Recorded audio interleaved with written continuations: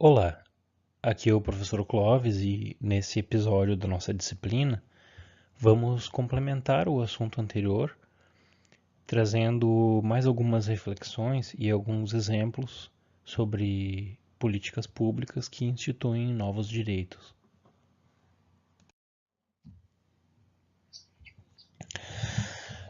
As políticas públicas podem ser utilizadas para implementar direitos de todas as gerações e de todas as dimensões.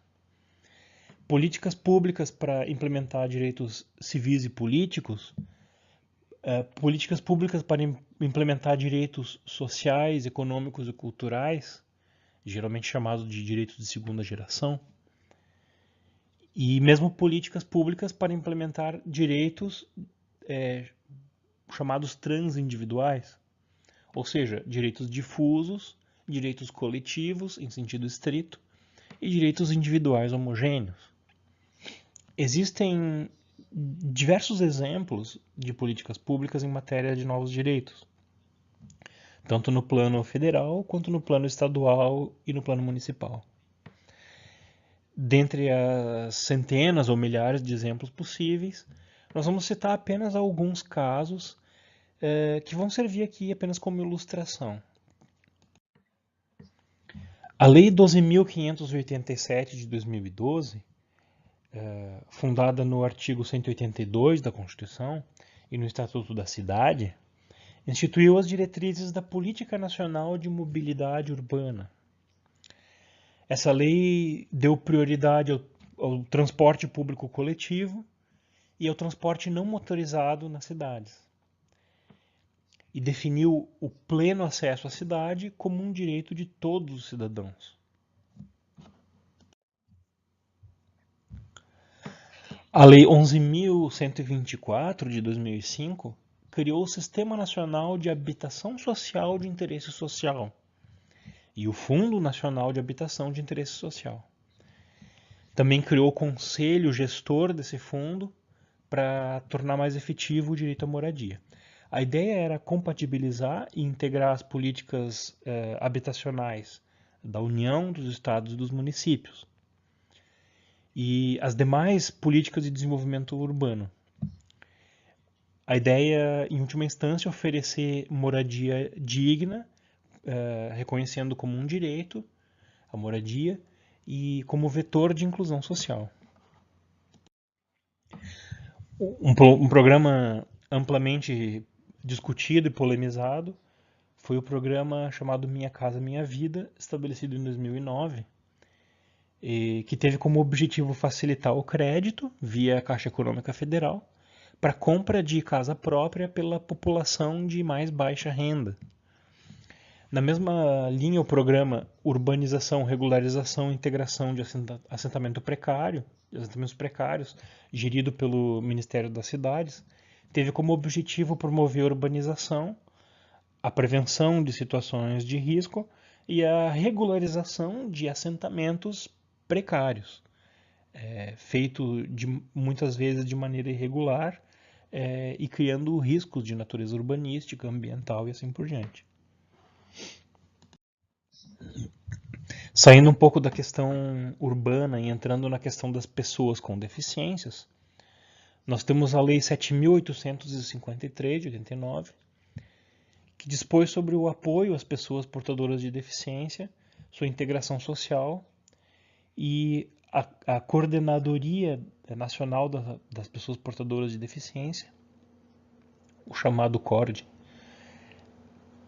O decreto 3.298 regulamentou essa lei e criou a chamada Política Nacional para a Integração da Pessoa Portadora de Deficiência, definindo educação especial como uma forma transversal que deve ser aplicada em todos os níveis de ensino, que deve priorizar a atuação complementar da educação especial em relação ao ensino regular, e também o chamado Programa Escola Acessível, que foi desenvolvido pelo MEC, articulado com o Fundo Nacional de Desenvolvimento da Educação, o FND, uma autarquia federal vinculada ao Ministério da Educação, e que tinha como objetivo o financiamento de obras nas escolas, de maneira que essas escolas pudessem fazer adequações arquitetônicas ou de natureza sanitária, como a compra de cadeira de rodas e outras melhorias que pudessem dar mais acessibilidade aos alunos com deficiências. A lei usa aquilo que muitos autores consideram impróprio, a expressão portadoras de deficiência, o mais correto seria pessoas com deficiências. Mas isso é uma discussão terminológica de quem é especializado no assunto. É importante nós conhecermos e utilizar a expressão considerada mais correta. Em matéria ambiental, nós temos uma das maiores profusões de normas e políticas públicas em diversos setores, uma infinidade de normas. O núcleo desse sistema é a chamada Política Nacional do Meio Ambiente. Ela estrutura o Sistema Nacional do Meio Ambiente, o SISNAMA, que é o conjunto de órgãos responsáveis pela política ambiental no Brasil. Por exemplo, o IBAMA, o ICMBio, que é o Instituto Chico Mendes para a Conservação da Biodiversidade, os órgãos seccionais, como a FEPAM, no Rio Grande do Sul, cada estado tem seu órgão seccional, os órgãos municipais também da gestão ambiental, que hoje boa parte dos municípios tem órgãos ambientais municipais especializados. Essa lei também traz instrumentos de política ambiental, como, por exemplo, o licenciamento ambiental, o zoneamento ambiental, a avaliação de impacto ambiental, sobretudo com o famoso EIA-RIMA, que é o estudo de impacto ambiental, acumulado com o relatório de impacto ambiental, que é realizado em obras de maior impacto ambiental, de maior porte. Muito bem. Temos também uma série de instrumentos jurídicos e econômicos previstos na Lei 6938 para uma gestão ambiental adequada, é um assunto bem complexo. Nós temos também a Lei do Sistema Nacional de Unidade de Conservação, que é uma legislação de 2000 e vale a pena ser mencionado porque trata da criação de espaços especialmente protegidos, como os parques destinados à proteção do meio ambiente, mas também ao turismo e à realização de atividades de educação ambiental. Pense, por exemplo, no Parque Nacional do Iguaçu ou no Parque dos Aparados da Serra, no Rio Grande do Sul. Enfim, reservas biológicas, estações ecológicas, reservas extrativistas, reservas particulares do patrimônio natural. A lei prevê 12 categorias ou modalidades de unidades de conservação, cada uma com suas características e objetivos. Elas são criadas e geridas como as regras, com base nas regras previstas nessa lei. Nós temos também sistemas estaduais de unidades de conservação. E temos a possibilidade de os municípios criarem, no plano local, unidade de conservação. Nós temos também uma política nacional de recursos hídricos, que é a Lei 9433 de 97. Ela estabelece que a água é um bem de domínio público, que é um recurso natural limitado, porém dotado de valor econômico. E em situações de escassez, em tese, o uso prioritário da água é o consumo humano e a dessedentação de animais, ficando os outros usos condicionados ao adimplemento destes. A lei prevê também o uso múltiplo das águas e que a política deve ser executada tendo como base territorial, não a base política dos estados e municípios, mas como referência a bacia hidrográfica, o que é bastante mais lógico. A gestão dos recursos hídricos deve ser sempre descentralizada e contar com a participação do poder público, mas também com a participação direta dos usuários da água e das comunidades. A Política Nacional de Biossegurança foi estabelecida em 2005. Ela cria também uma série de órgãos e parâmetros para a aprovação de atividades e empreendimentos que possam trazer riscos relacionados à biossegurança. Um exemplo disso são os organismos geneticamente modificados. Geralmente se fala em transgênicos, né? Existe uma diferença técnica, e são aprovados pelo Brasil mediante pareceres da Comissão Técnica Nacional de Biossegurança, CTN-Bio, que avalia os riscos desses organismos para o meio ambiente e para a saúde humana. Existem muitas críticas também à atuação da CTN-Bio, por exemplo, o fato de que todas as propostas até esse momento de comercialização de plantas transgênicas, por exemplo, todas foram aprovadas. Isso indicaria uma falta de rigor. Existe muita discussão, tanto do ponto de vista técnico quanto do ponto de vista jurídico e político.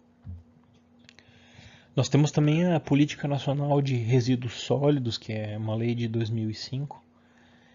É uma política que cria diversos instrumentos e traz diversos conceitos bastante atuais, como, por exemplo, a logística reversa, né?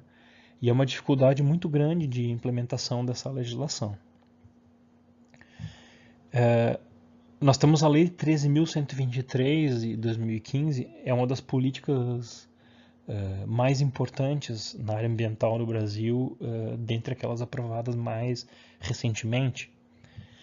Ela regulamenta a Convenção de Diversidade Biológica, chamada CDB. Ela trata do acesso ao patrimônio genético no Brasil, aos chamados conhecimentos tradicionais, o uso dos conhecimentos tradicionais associados à biodiversidade e a repartição de benefícios em razão da exploração do patrimônio genético e dos conhecimentos tradicionais. Essa lei traz regras, por exemplo, sobre o patenteamento de recursos da biodiversidade, a remessa para o exterior e diversos outros aspectos bastante importantes relacionados à biodiversidade brasileira. É uma lei difícil ainda de avaliar pelo fato de ser bastante recente. Nós não sabemos ainda se o SISGEN, que é o Sistema de Registros e de Acesso, se ele vai evoluir no sentido de tornar um instrumento eficiente, capaz de cumprir com os objetivos dessa legislação e dos tratados internacionais no qual ela se baseia. Portanto, nós teríamos muitos outros exemplos a citar. A área ambiental tem muitas situações bastante interessantes para se estudar políticas públicas em matéria de novos direitos. A questão étnico-racial também possui momentos muito importantes na nossa evolução legislativa. O Decreto 4886 de 2003 instituiu a Política Nacional de Promoção de Igualdade Racial, onde a defesa de direitos de caráter pluriétnico da sociedade brasileira foi afirmado com veemência. Fala-se em ações afirmativas voltadas a inibir a discriminação e a desigualdade racial, mediante a geração de oportunidades. Fala-se em articulação temática de raça e gênero nas políticas públicas e fala-se no fortalecimento das instituições e na melhoria da qualidade de vida da população negra. A Lei 12.288 de 2010 instituiu o Estatuto da Igualdade Racial, bastante discutido, que teve como objetivo garantir à população negra a igualdade de direitos e oportunidades, a defesa tanto de direitos étnicos individuais como de direitos étnicos de ordem coletiva e difusa. A lei combate a discriminação e todas as formas de intolerância étnica.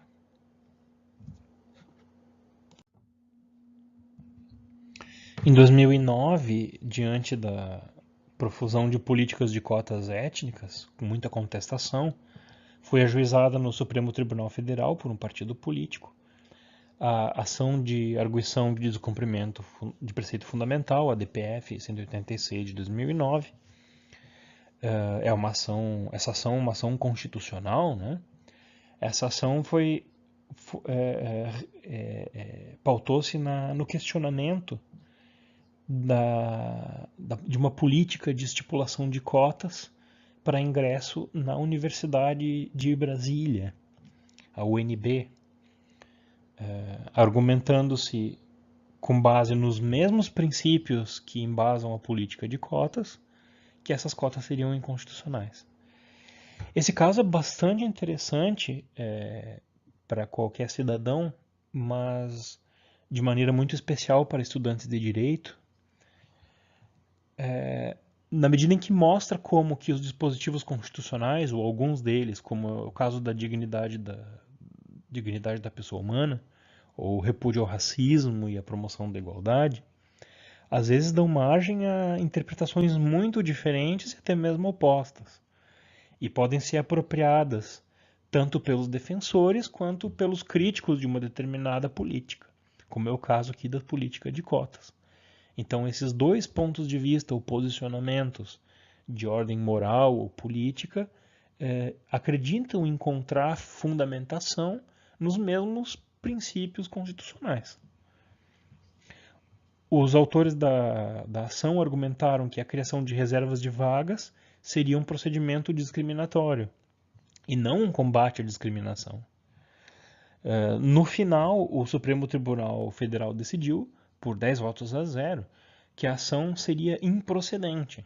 Ou seja, as reservas de vagas, de acordo com o Supremo, pelo menos nesse momento em que falamos, no final de 2018, as reservas de vagas são consideradas constitucionais e legítimas pelo STF. É claro que a maneira como são feitas as reservas de vagas está aberta à discussão, mas o princípio de que é possível reservar vagas não é inconstitucional. O Supremo Tribunal Federal entende que numa sociedade livre e solidária,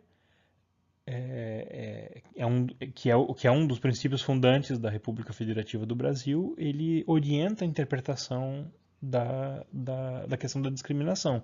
Ela deve ser interpretada à luz desse dispositivo. Esse dispositivo está no artigo 3º da Constituição. A Constituição também preconiza a erradicação da pobreza e o fim da desigualdade. Ela tem essa finalidade. E também a garantia do bem-estar de todos, sem preconceitos de cor ou de etnia.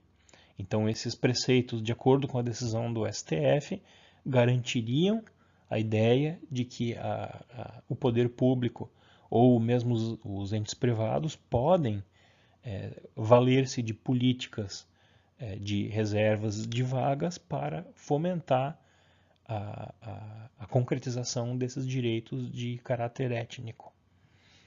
É claro que, mesmo com a decisão do STF, no plano político e no plano moral, a discussão continua e tende a se tornar sendo uma discussão relevante durante muito tempo. Logo depois de encerrada essa DPF, foi promulgada uma lei 12.711 chamada Lei de Cotas. Essa lei também, na esteira da mesma polêmica, definiu que instituições federais de ensino superior vinculadas ao MEC e as instituições federais de ensino técnico de nível médio deveriam reservar 50% de suas vagas para cotistas. A lei não exige, ou melhor, não atinge instituições de ensino estaduais e nem instituições privadas. Portanto, não existe exigência da estipulação de cotas por essas instituições. Atinge, sobretudo, universidades federais e a rede federal de educação profissional. Outra lei bastante importante e também bastante polêmica é a Lei 8.313, a chamada Lei Rouanet, que instituiu o Programa Nacional de Apoio à Cultura, o PRONAC. Esse programa tem como objetivo facilitar os meios para o acesso às fontes da cultura, promover e estimular a regionalização da produção cultural e artística brasileira, apoiar, valorizar e difundir as manifestações culturais e seus criadores, promover as expressões culturais de grupos, sobretudo de grupos formadores da sociedade brasileira, valorizar o pluralismo da cultura nacional, salvaguardar a sobrevivência e o florescimento dos modos de criar, fazer e viver a sociedade brasileira, promover os bens materiais e patrimônio cultural e histórico, desenvolver a consciência internacional a respeito dos valores culturais de outros povos e nações, estimular a produção e a difusão de bens culturais de valor universal, priorizar o produto cultural originário do Brasil. Essa lei é polêmica não tanto pelo seu objetivo, uma vez que promover a cultura nacional é um objetivo com o qual quase todas as pessoas concordam. As polêmicas residem basicamente nos critérios utilizados para seleção e apoio a certas atividades artísticas e culturais. Existem defensores, existem críticos, que falam, por exemplo, em irregularidades na concessão desses benefícios, ou então a crítica quanto ao tipo de artistas que é selecionado. Muitos acham que são selecionados muito frequentemente artistas já famosos, já bastante conhecidos e que não precisariam de apoio, enquanto os critérios deveriam ser alterados no sentido de privilegiar o apoio a atividades culturais, sobretudo de artistas iniciantes, por exemplo. Outros dizem que o sistema é construído de forma a garantir a isenção na escolha.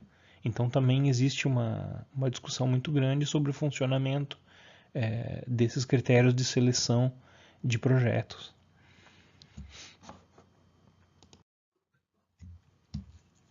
Como nós podemos perceber, pessoal, algumas políticas promocionais em novos direitos e envolvem aspectos extremamente polêmicos. Nós temos algumas exceções, mas a regra aqui seria a possibilidade de uma discussão ética, política, religiosa a respeito dessas políticas públicas. É importante dizer que essa polêmica não é necessariamente ruim, essa polêmica ela é saudável, desde que ela ocorra no plano argumentativo. Isso porque as pessoas e os grupos sociais possuem diferentes crenças, visões de mundo, pontos de vista, e falam a partir do lugar que elas ocupam na sociedade. Além disso, algumas vezes o que está em jogo é a definição de critérios de acesso a recursos e a oportunidades que são comuns ou que são divididas pela sociedade. Então é natural que haja um acerramento de opiniões. Essas polêmicas fazem parte do debate sobre os melhores caminhos que uma sociedade quer perseguir em um ambiente democrático, pautado na pluralidade de ideias e de concepções.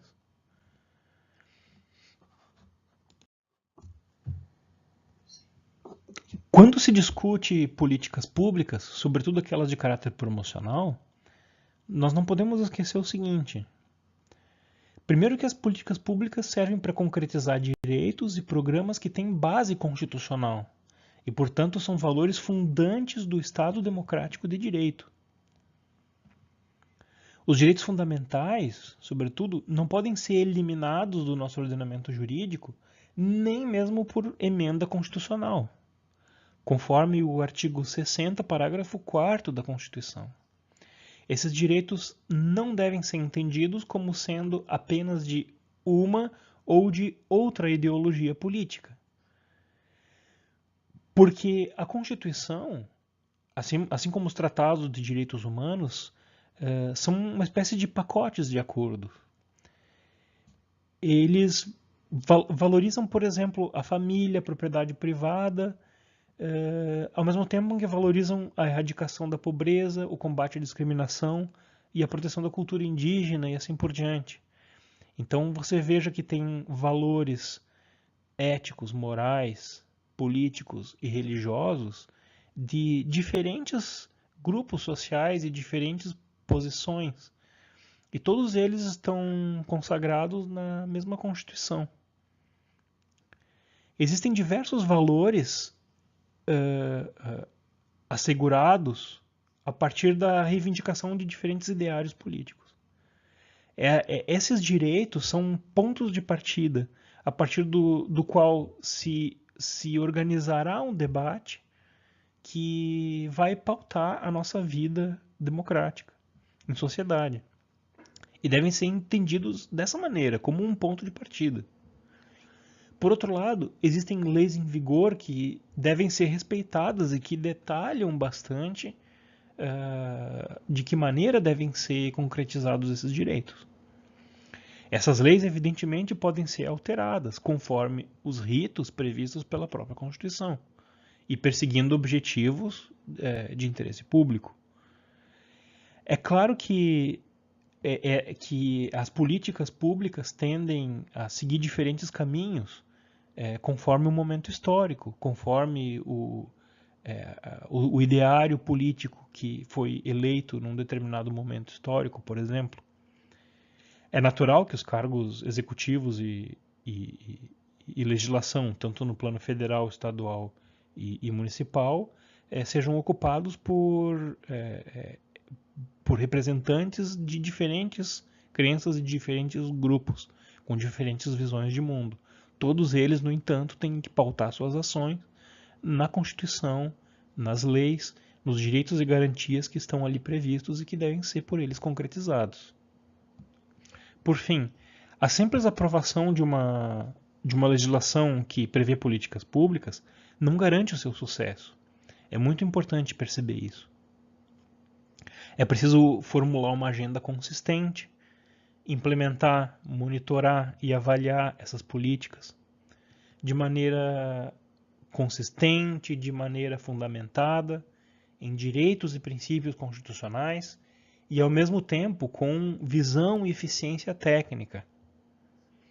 Assim, antes de discutir esses temas a partir de pautas morais e políticas ideológicas, o que, eu volto a insistir, é natural, antes disso, nós precisamos organizar uma decisão a partir dos aspectos técnicos, jurídicos da legislação e dos aspectos técnicos relacionados a cada assunto.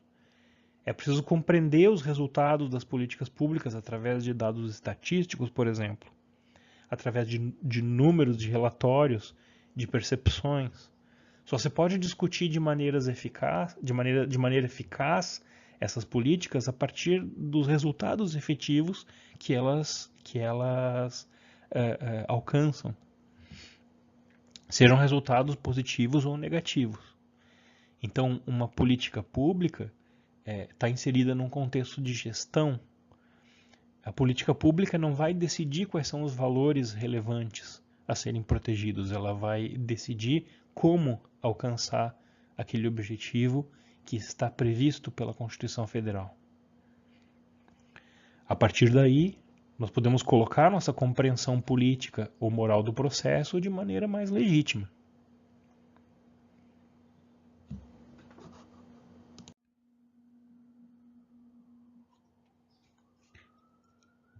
Assim, resumindo, quando nós tratamos de políticas públicas em matéria de novos direitos, nós temos que prestar atenção em 3 aspectos fundamentais.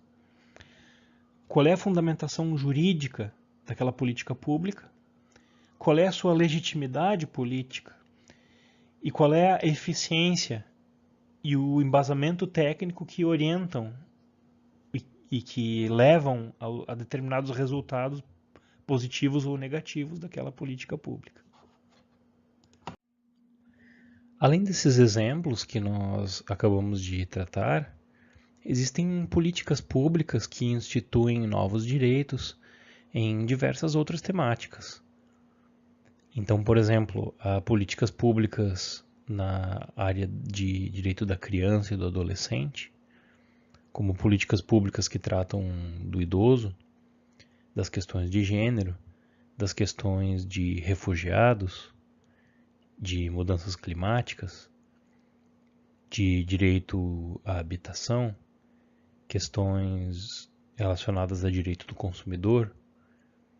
Enfim, quaisquer novos direitos podem ser instrumentalizados, realizados, concretizados através de políticas públicas. Muito bem, espero que você tenha aproveitado essa aula e melhorado sua compreensão a respeito das políticas públicas, instituidoras e garantidoras de novos direitos no Brasil. E sugiro que procure se informar sobre quais são as políticas públicas vigentes, quais são as regras que presidem essas políticas e conheça a maneira como elas são institucionalizadas através de leis e decretos, para, a partir daí, formar a sua opinião cidadã sobre no que elas poderiam melhorar, quais seriam as políticas públicas mais adequadas para os problemas sociais no Brasil e, sobretudo, como tornar os novos direitos previstos na Constituição e nas leis realidades concretas. Um grande abraço a todos. O professor da disciplina estará sempre à disposição para responder quaisquer questões sobre esse assunto. Desejo que todos fiquem bem e um ótimo estudo.